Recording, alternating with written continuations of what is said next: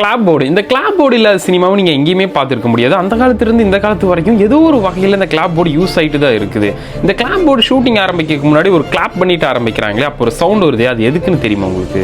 இந்த கிளாப் போர்டில் movie name, scene எத்தனாவது நம்பர், அப்புறம் டேக் எவ்வளோ டியூரேஷன் இருக்குது அப்படின்ட்டு பல டீட்டெயில்ஸ் எழுதி வச்சிருப்பாங்க.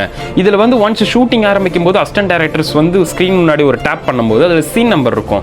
இதில் எத்தனாவது சீன் ஓகே சீன் அப்படின்னு சொல்லிட்டு ஒரு பேப்பரில் நோட் பண்ணி வச்சிருப்பாங்க. ஸோ ஸ்க்ரீன் முன்னாடி ஓகேவான நம்பர் வந்து எந்த இதில் வந்து டேப் பண்ணியிருக்காங்க அப்படின்னு பார்த்துட்டு எடிட்டர்ஸ் மட்டும் தனியாக அந்த சீனை மட்டுமே எடுத்து வச்சுக்குவாங்க. ஸோ அதனால அவங்களுக்கு ரொம்பவே எடிட் பண்ணுறதுக்கு ஈஸியாக இருந்திருக்கு. ஸோ கிளாப்பர் போர்டு இதுக்கு மட்டும் தான் யூஸ் ஆகுது அப்படின்னு நீங்கள் நினச்சிங்கன்னா அது சும்மாவே காட்டலாமே, எதுக்கு நம்ம அதை கிளாப் பண்ணணும் அப்படின்னு நீங்கள் யோசிச்சிங்கன்னா, அந்த கிளாப் பண்ணும்போது ஒரு சவுண்ட் ஸ்பார்க் யூஸ் ஆகும். ஸோ அந்த சவுண்ட் ஸ்பார்க்கை யூஸ் பண்ணி அதை டப்பிங்கையும் விஷுவல்ஸையும் எடிட்டர்ஸ் மேட்ச் பண்ணுறதுக்கு ரொம்பவே ஈஸியாக இருந்திருக்கு. ஸோ அந்த கிளாப் போர்டு சவுண்ட் இல்லாமல் விஷுவல்ஸையும் டப்பிங்கையும் மேட்ச் பண்ணுறதுக்கு எடிட்டர்ஸ்க்கு ரொம்பவே கஷ்டமாக இருக்கும். ஸோ இதே மாதிரி தான் 1972 அமேசிங் கிரேஸ் அப்படிங்கிற ஒரு மூவியை வந்து கிளாப் போர்டு இல்லாமே எடுத்திருக்கிறாங்க. ஸோ அப்படி எடுக்கப்பட்ட படம் வந்து விஷுவல்ஸையும் டப்பிங்கையும் மேட்ச் பண்ணுறதுக்கு அந்த எடிட்டர்ஸ் ரொம்பவே திணறி போகிறாங்க. ஸோ இதுக்காகவே பல வருஷமாக அந்த படம் ரிலீஸ் டேட்டை தள்ளி போயிருக்குது.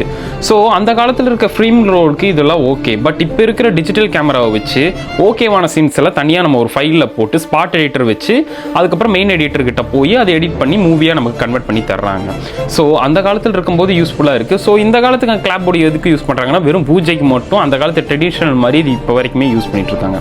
இந்த விஷயம் உங்களுக்கு இப்போ தான் தெரியும்னா கமெண்ட் செக்ஷனில் உங்கள் ஒப்பீனியனை ப்ளேஸ் பண்ணிட்டு போங்க. பாய்.